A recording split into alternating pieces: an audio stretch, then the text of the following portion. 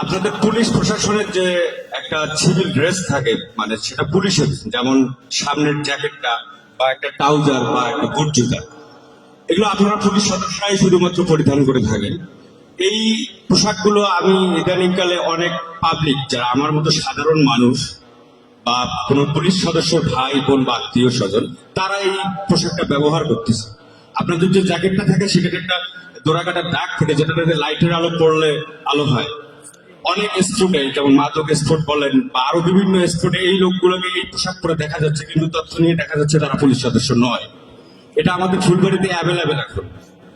আমি চাচ্ছি যে আমার এই বিষয়টা আমি এই কারণেই তুললাম যে সাধারণ মানুষ যখন একটা মাদক স্পোর্টে যায় বা কোনো একটা ইনফরমেশন কালেক্ট করে বা দেখতে পারে, যখন পুলিশের লোগো সম্বলিত বা পুলিশের কোনো পোশাক কোনো পাবলিকের হাতে দেখে, তখন তারা ওই জায়গা থেকে একটু এড়িয়ে যায় বা পুলিশ মনে করে সেখান থেকে সরে যায়।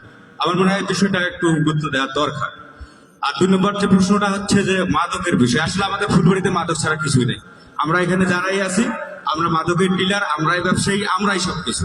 এখানে মাদক নিয়ে কথা বলে লাভ নেই। তবে গত ওপেন হাউস ডেতে আমি মাননীয় এসপি স্যারের সাথে আমি কথা বলছিলাম যখন বাল্লারহাটে, সে সময় বলছিলাম যে মাদক সেবনকারীদের যদি আমরা একটু নিয়ন্ত্রণ করতে পারি, তাহলে ব্যবসায়ীরা হয়তো বা একটু কমে যাবে।